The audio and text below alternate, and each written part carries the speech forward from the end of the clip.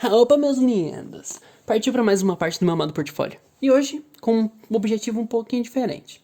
Afinal, essa aula vai ser totalmente expositiva, pois além de acrescentar um pouco mais de teoria, também quero dar ao luxo de expor meu amado joguinho que criei para a aula de FAQ 1. Mas antes de expor o joguinho, eu tenho uma pergunta. Você sabe qual a diferença entre o jogo e uma brincadeira? Tempo no cronômetro para as respostas nos comentários. Tô brincando, não vou fazer vocês passar por isso. Afinal, se vocês não sabem, hoje estou aqui para explicar pra vocês. Mas por que eu preciso saber a diferença entre jogo e brincadeira? São todas a mesma coisa, pô. Não sou uma dessa não. É sim extremamente necessário. Afinal, esse vídeo que eu tô fazendo é justamente para você, professor, que resolveu adotar o método do ensino lúdico, depois do vídeo passado que eu fiz. Imagina você alguém que usufrui do negócio e nem sabe explicar uma diferença básica de conceito a um aluno que te perguntou. Passa vergonha não, fi. Afinal, é uma diferença bem simples. Pois apesar de usualmente os termos terem o mesmo peso com o mesmo significado no falado, sendo uma atividade lúdica que visa o entretenimento, possuindo regras claras e bem estabelecidas, os mesmos se diferenciam justamente na ideia das regras claras, onde apesar das duas apresentarem o mesmo, o conceito de brincadeira se amplia para pequenas áreas, ou seja, uma brincadeira que é brincada aqui no bairro provavelmente vai ser dessas peculiaridades, enquanto a mesma brincadeira pode possuir peculiaridades completamente diferentes em outros bairros. Enquanto o jogo é, portanto, um conceito que possui regras claras e voltadas ao universal, como por exemplo o banco imobiliário, onde as regras estão pré-estabelecidas na caixinha, onde, claro, algumas coisas se abrem para interpretação e isso diferencia algumas vezes, porém sendo mudanças ínfimas, que se voltam a pequenos detalhes da jogatina. Enquanto uma brincadeira, como o famoso pega-pega, pode ser variado de região por região, de forma que às vezes se parece até como outra brincadeira. Como por exemplo, temos um pega-pega corrente, de certa forma, onde quando se pega uma pessoa, forma-se uma corrente para correr atrás dos restantes. Enquanto existem outros, onde os pegados ficam de pernas abertas até serem salvos. Ou aqueles que eles viram estátuas e tem que ficar parado onde eles estão. Ou aqueles que os pegos também viram pegadores. Tem mil e uma maneiras de brincar de pega-pega. E geralmente as peculiaridades são estabelecidas com base no grupo social que você está. Como por exemplo, Juninho vai brincar com seus amigos. Porém, apenas falam que vão brincar de pega-pega, sem estabelecer regras claras. E sem querer, caiu o Juninho como pegador. Então todo mundo sai correndo. Porém, quando se dão conta, Juninho saca uma panela de sua mochila e começa a tentar acertar todos com ela. Juninho está louco. Porém, é a maneira de Juninho brincar de pega-pega, que ele adora brincar com seus amigos imaginários. E vamos dizer que a adaptação para os amigos reais não deu muito certo, não. Tá, acho que deu pra entender por que é tão necessário deixar as regras bem estabelecidas. Né, Juninho?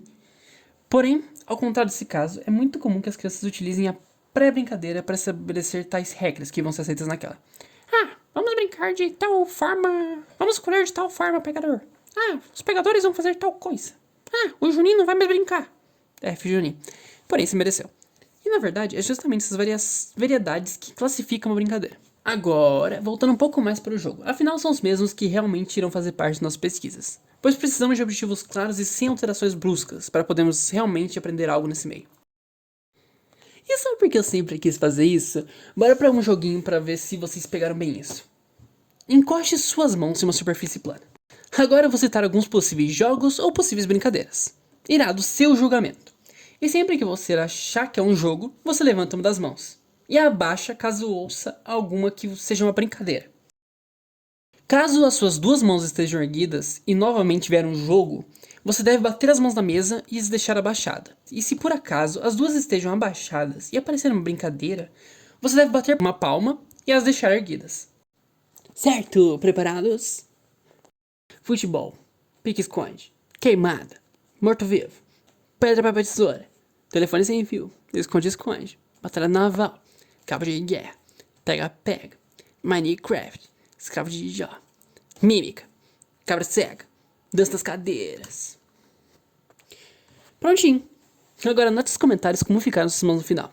E caso veja alguém com uma posição diferente, exponha suas opiniões com o coleguinha para ver qual se encaixa melhor. Lembrando que nem sempre será unânime essa resposta. Afinal, é muito abrangente quando não se é mostrado local, como nessa brincadeira que eu tô fazendo. Então, sejam respeitosos, por favor. Mas enfim, agora que isso ficou bem explicado, gostaria de apresentar para vocês o meu joguinho desenvolvido na matéria de FAQ. no qual se tornou um xodózinho. Com base nele, vocês podem até ter alguma ideia para um jogo de vocês mesmos. No meu caso, o meu jogo eu nomeei carinhosamente de Chemical Wars. Afinal, envolve ideias de jogos de tabuleiro competitivos e os utiliza para aprimorar alguns conhecimentos químicos, em vez da matéria do primeiro semestre do ensino médio, que é a tabela periódica. O mesmo é uma adaptação tanto de algumas mecânicas de jogos de tabuleiro de quiz, juntamente com o famoso jogo da forca, podendo até mesmo levar para um lado Yu-Gi-Oh! Da coisa. Uma famosa mistureba de tudo um pouco. Mas feito com carinho, eu juro. E para esse tipo de jogo, nada melhor do que uma partidinha demonstrativa para exemplificar suas regras. Que bom, são bem extensas para que não haja muita dúvida. O jogo é jogado em no mínimo 3 jogadores, dos quais um dos 3 vai assumir o papel de mestre e coordenará o jogo. Mas vamos lá. Vamos começar falando primeiramente dos materiais do jogo, que no caso ele é composto de um tabuleiro de 4 lados, sendo cada lado considerado uma de suas áreas, ou seja, temos 4 áreas dentro do jogo. E é claro, dentro dessas áreas temos 3 tipos de casinha diferentes, cada uma com uma cor. A verde, que é para simbolizar algo mais fácil, a azul, que é para simbolizar algo médio, e a vermelha, que é para simbolizar algo difícil. E bom, outros materiais que são envolvidos no jogo são alguns papéis de anotação, ou até mesmo um quadro, para o mestre anotar as coisas que vai precisar. Algumas cartas de elemento, no caso são 118 cartas, porque é uma para cada elemento da tabela periódica. Porém, não são todas que vão ser usadas durante o jogo. O mestre pode optar por escolher apenas aquelas que são mais usuais, são mais conhecidas, são mais tranquilas. Até 80, por exemplo. Que a partir daí já é um pouquinho mais difícil os jogadores tentarem adivinhar alguma coisa. Mas enfim, também temos as cartas de arrisca, mas isso eu falo um pouquinho mais pra frente. Vamos dar um foco no papel do mestre de início. Pois no início, o mestre começará distribuindo as cartas elementos, dando 3 para cada um dos jogadores de mesa, e utilizando do restante para formar 4 montes de carta. E é claro, anotando no início 10 pontos para cada um dos jogadores. Tendo feito isso, o jogo já pode começar. Vamos primeiramente no papel do mestre, onde no início o mesmo começará distribuindo as cartas elementos, dando 3 para cada um dos jogadores de mesa e utilizando do restante para formar 4 montes de cartas, do qual ele atribuirá cada montinho de carta para uma das áreas, ou seja, a área 1 terá um monte de carta, a área 2 terá um montinho de carta. Ele pode separar isso atrás da mesinha dele, para nenhum jogador ver, isso é importante. E outra coisa que ele vai fazer antes do jogo começar é anotar 10 pontos para cada um dos jogadores, pois esses são os pontos iniciais deles. Ok, tendo feito isso, o jogo já pode começar, onde um dos jogadores será escolhido para jogar um dado para ver quantas casas irá andar, como num jogo de tabuleiro normal. Recomendo utilizar um D20 ou 2D6, porque é para o jogo fluir mais rápido, porque quanto mais voltas darem, melhor. E ao cair na casinha, o jogador terá 2 opções: tentar adivinhar ou batalhar. E vamos dissecar cada uma delas.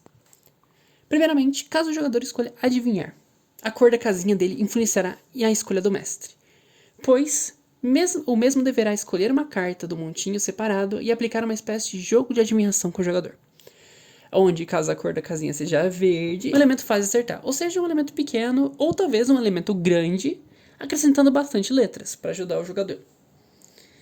Caso seja azul, será moderado, com uma quantidade média de letras, e difícil, bom, acho que eu nem preciso dizer, né, o que são as difíceis. Porém, não é só isso que a cor influencia, pois adivinhar uma carta difícil te dará uma quantidade de pontos maior do que acertar uma carta fácil, por exemplo. Olha a tabelinha que eu fiz. Ok. E vamos para a adivinhação de verdade, tendo dito essas coisas. Pois o mestre nesse momento já selecionou uma carta. O que o aluno pode fazer para adivinhar essa carta é basicamente olhar, porque ele já vai ter escrito algumas letras e o tanto de letras que a palavra tem e algumas das letras, dependendo do nível de dificuldade. Agora, o aluno para adivinhar pode queimar alguns dos seus pontos que ele iria receber junto. A carta para pegar alguma das letras do nome, tendo o limite de 3. Por exemplo, está numa casa difícil, caso ele iria ganhar 10 pontos por adivinhar. Porém, ele pode queimar tipo, quero queimar 2 pontos para seguir uma letra aleatória. O mestre vai lá, anota uma letra aleatória. Eu quero queimar mais 2 pontos para conseguir mais uma letra aleatória. Ele vai lá e gasta. Isso tem limite de 3, ou seja, caso ele fosse ganhar 10 pontos, ele vai ganhar no mínimo 4. Porque ele gastou 6 pontos para tentar ganhar mais 3 letras, né, claro. Porém, ele pode fazer outras coisas também, como por exemplo, gastar de seus pontos iniciais para comprar algumas coisas que podem ajudar na adivinhação, como por exemplo, os que estão aparecendo na tela. Mas assim, caso isso não seja suficiente para você, tem mais uma opção ainda, pois se o jogador achar que está com bastante sorte, ele pode utilizar das cartas à risca, onde podem vir coisas boas ou ruins. Como diz a risca, obviamente tem mais coisa ruim do que boa, mas as coisas boas são bem boas mesmo, como por exemplo ganhar a carta e outras coisas que estão aí. Tô mostrando pra vocês. Vai da sua criatividade adaptar da forma que você preferir. Se quiser adicionar mais coisa, incrementar, retirar alguma das minhas aí, vai da sua. Eu gostei de deixar bastante passa-vez porque é bom. Arrisca, né? Mas ok. Tendo adivinhado a carta, não levará consigo a mesma. O adicionando ao deck que está em suas mãos.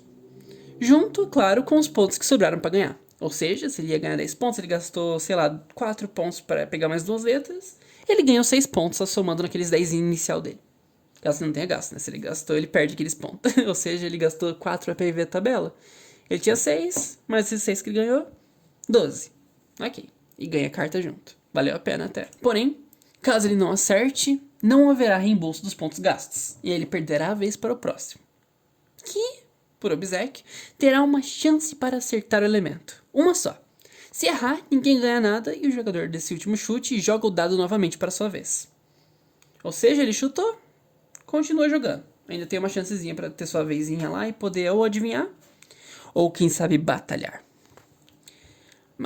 Mas do que raio é essa batalha? Bom, primeiramente ela só pode ocorrer caso o jogador que seja a vez esteja em uma área do tabuleiro onde tenha outro jogador. Caso não tenha, vai ser apenas uma adivinhação mesmo, ele é obrigado a escolher a adivinhação. Mas se tiver alguém lá, pode chamar para um duelo obrigatório. Ou seja, o outro jogador não tem a opção de recusar. Onde será basicamente um duelo de comparações. De início, ambos os jogadores escolherão uma carta de seu deck e a botarão na mesa viradas para baixo. E em sequência, o jogador que chamou para a batalha rolará um D6, que decidirá qual será a comparação. Por exemplo, estou mostrando as que eu criei para a partida que fizemos na faculdade. Porém, claro, vai da escolha do mestre suas preferências. Pode mudar 1, 2, 3, 4, 5, 6, aquele preferir mudar, quiser trocar alguma coisa, quiser inverter as ordens, ele que sabe. Vai da escolha do mestre. Isso tem que ser definido antes do jogo iniciar, é claro. Os jogadores têm noção de quais cartas eles vão achar que é mais forte dentro do deck deles. O vencedor da batalha levará a carta do oponente consigo, e o jogo procede assim. Até que todos os jogadores fiquem sem cartas na mão e sobre apenas um deles com isso, ou até que parem o jogo no meio. E, assim no momento em que a jogatina parar, os pontos adquiridos pela adivinhação serão somados ao número de cartas que tem na mão dos jogadores, sabendo que cada carta vai valer 2 pontos. E essa será a pontuação final da jogatina, e que ditará quem será o vencedor. E deixando um adendo.